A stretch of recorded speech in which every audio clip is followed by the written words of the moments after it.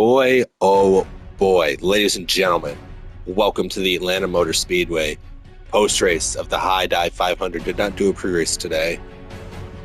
Uh, Crowdy is your winner tonight. Whew. We have a lot to talk about. An absolutely insane race tonight here at the Atlanta Motor Speedway. Was it good? Was it bad? It depends on who you ask. It was not the caution fest that we thought it was going to be going in. Instead, it was a strategy race, kind of what you see from modern day NASCAR plate racing. So let me just give you the real, just bare bones, meat and potatoes of this race. So caution in stage one was an absolute caution fest. There was like 3 wrecks in just 20 laps because everyone was going all out. You can make it to the end of the stage on fuel. So the frenzy of stage one ended, and this stage one results were Trey, Joseph, Mason, Austin, and Kappa, and it was looking like a Ford-dominated race once again because they all did qualify very, very well. So we get into stage two, a little bit longer. Some strategy definitely got to come into play now. Almost everyone just split the stage in half. I'm pretty sure we did have a caution with like 25 to go or something like that. Forced everyone to come down pit road, and everyone saved until like 10 laps to go. Everyone went all out, and we had a great stage finish again. Kappa won that stage, the hometown kid. Shmi in second, Trey, Meso, and Paxton. Shmi was really, really strong, especially in the latter half of this race. You get to stage number 3. This is a long one, folks. 88 laps, I believe, and get this. They were all run under green. The only thing on everyone's mind was save fuel. Going all out, you could probably run 20 laps, give or take, on a full tank of gas. However, they were masters of fuel saving, and they were split strategies. Some people thought we have to do 2 stops to make it. Some thought you could only do it in 1 stop. The SBR cars were definitely saving a little bit, but they were the first ones to pit, and they pit early. However, most of the rest of the teams stayed out. 2FM and all the Toyotas, the 5 or 6 Toyotas in this race, were all working together to they were all working together to kind of strategize this race. And those guys all made it in 1 stop. The 2FM cars came and Toyota came right afterwards, but not Hobbs. Hobbs stayed out longer than any of them, stretched it to the perfect point, had a great pit stop, and came out way in front of them.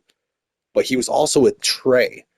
Trey had pit the first time around with the SBR cars, but they pit again. But Trey stayed out and he wanted to save, and he almost made it to the end. After Hobbs made a mistake on pit road and had to come back down to get more tires and more fuel, Trey was alone. He was on an island about 8 seconds ahead, and he even had his teammate Chase drop back to help push him so he could save more fuel and the tires. But the tires were wearing, and by the time we got to the last lap, everyone thought it was over. But going into turn 3, being pushed by Chase, Trey blows his right front tire, as you can see on screen here. The pack scrambles. Joseph, who was a contender, gets caught up in it. Crowdy prevails, and he wins his first race of the year. That 32 car, we knew it would come at some point, and it comes tonight at the High Dive 500. I did catch up with Joseph after the race, after he got caught up in that incident. Not standing by, but standing next to the pit box of the 23 High Dive Ford. The High Dive 500 was the race. Joseph came oh so close to winning this race. Had it in his sights on the last lap until Trey blew a tire right in front of him and he crashed. Joseph, it looked like you were going to steal another one tonight, and it just slipped away from you at the end. What are the emotions knowing that you might have just let one slip right through your fingertips? I mean, it sucks. I don't know if I would have had a chance to go for the win from where I was at. I kind of got shuffled out, uh, taking the white flag. I got stuck on the island, and there was just no one behind me to help. I don't know if I would have got there yet, but you never know. We saw a lot of split strategies, especially among teams today. How do you think? Do you think that improved the quality of the racing? What did you think about some of the strategy with that long green flag run we had in stage three? I mean, I know some people didn't like the racing. I didn't mind it. I liked the strategy and the racing. I didn't really mind. It didn't really affect me that much. I mean, I knew I could have been going faster if I was saving, but I was still able to go drop behind the pack and then drive back through it. I mean, that was fun racing for me. But yeah.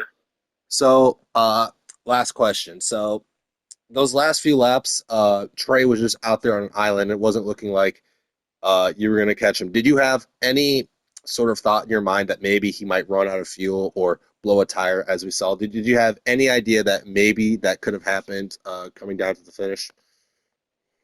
Oh, we knew that he couldn't make it. We had that CJ2K don't drop out of the race. He was Hawkeye his stuff for us. We knew if Hobbs couldn't have made it, which Hobbs had to pit again, and Chase couldn't have made it, then there's no way that Trey could have made it. So we were just waiting for his tire blowout, and it blew out in the last two corners. Well, I would have preferred it to be a little bit earlier, but blew out at a very inopportune time for you. That's Joseph. He finishes fifth tonight, I think. sixth. He finishes sixth tonight at the High Dive 500. Shifting the focus back to Crowdy, how about the Toyotas in general? They played strategy very, very well tonight, and they were all in that little pack behind Trey and Chase at the end of the race, and they were just pushing great all night. This was a day that the Toyotas needed because they were falling far behind Ford as there were Toyota finishes 1, 2, 3. I caught up with the race winner, Crowdy, at the end of this race, his first win of the year. With our race winner, the 32 car of Crowdy, finally a Ford not winning a race. It's Toyota's first win of the year, Crowdy's first win of the year. Crowdy, you played the strategy perfect, and when an opportunity presented itself, you're right there for the taking. What was it like, having to be really patient there throughout that race, just biding your time?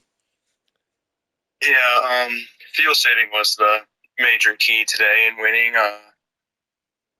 That's an all glory to God, really. That's all. He helped me through this. And you too, Mason. You not pushing me on that corner. Yeah. Yeah. Toyota seemed. Today, Oh, are you still going? no, you're good. Toyota seemed like they were playing the strategy perfectly today. So what was it like, being in that band today and making sure that you guys were going to be there right at the end?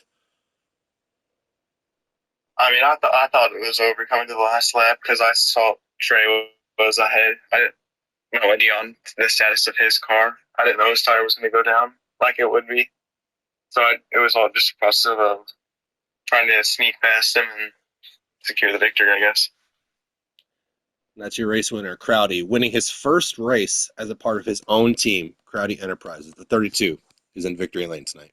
Oh. Yep. A very, very happy Crowdy.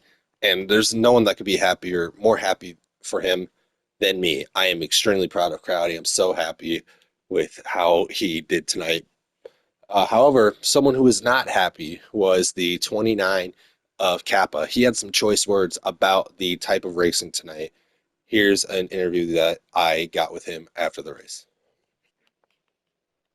Standing next to Kappa, obviously this is his hometown track here, Atlanta, Georgia. He finally gets his interview because he's been nagging me about one because I missed the 500.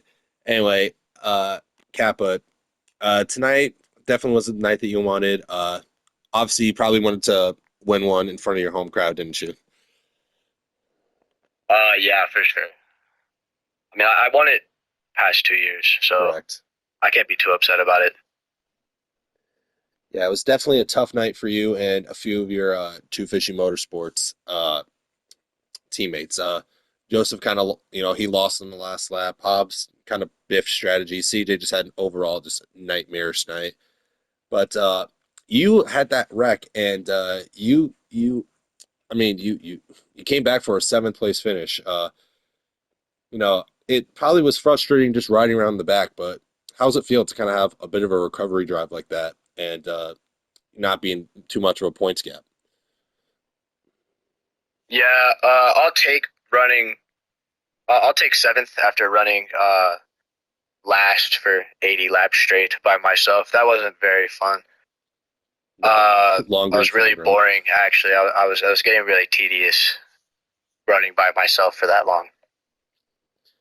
And this is I was hoping there'd be a caution, but that never happened. So that might I have to check the stats on this, but that might be the longest green flag run we may have ever had in this league's history because we didn't have a single caution in stage 3. So the last question I want to ask you, I did ask this to Joseph. What did you think of we're really split on the strategy race. Did you like the strategy? Do you think it made the racing interesting, or did you not like the whole strategy? Just give me some insight on what you thought of the strategy tonight. Okay. It was a split strategy for sure. I enjoyed the strategy part. That was fun.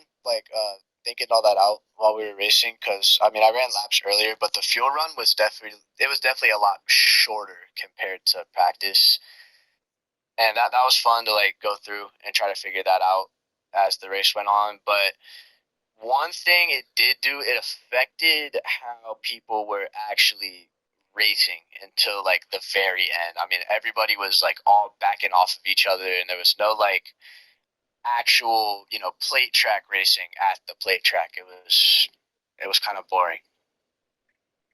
And you know what? That's fair enough. But split strategy tonight. Kappa, hometown kid, takes home 7th.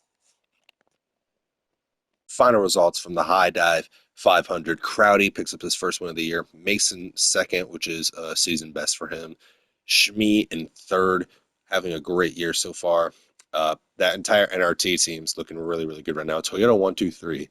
They needed that, especially after the Ford dominance. Then you have Meso in 4th, subbing for the 69. K-Dub subbing for the 12 and 5th. Joseph 6th, Kappa 7th. Hobbs 8th, who had that mistake on pit road. Austin 9th.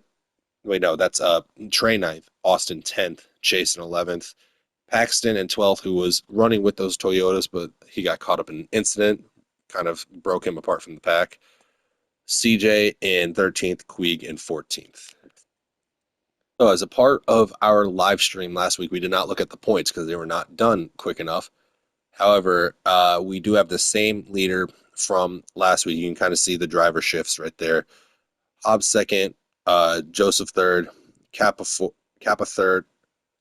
No, Hobbs 1st, Joseph 2nd, Kappa 3rd, Crowdy up into 4th after that win. Train 5th with his win. Mason up 4 spots, as obviously I didn't race last week. Up 4 spots, great points day for him. He is tied with Queeg, then Byron in 8th, Jose in 9th, Roach in 10th, Shmee in 11th, and Chase holding on to the final playoff spot. And then you can see everyone else just below them. It's getting interesting right now. It's been a great season so far. It's heating up so far. Next week, we return to Rockingham, I believe. Yeah, we go back to Rockingham, the site of last season's all-star race. But now we're going there for a full 200-lap race. The Big Bug 400. I'm excited. I love Rockingham so much. Can't wait to get back there. Anyways, I'm Mason, signing off. We'll see you soon, USCL.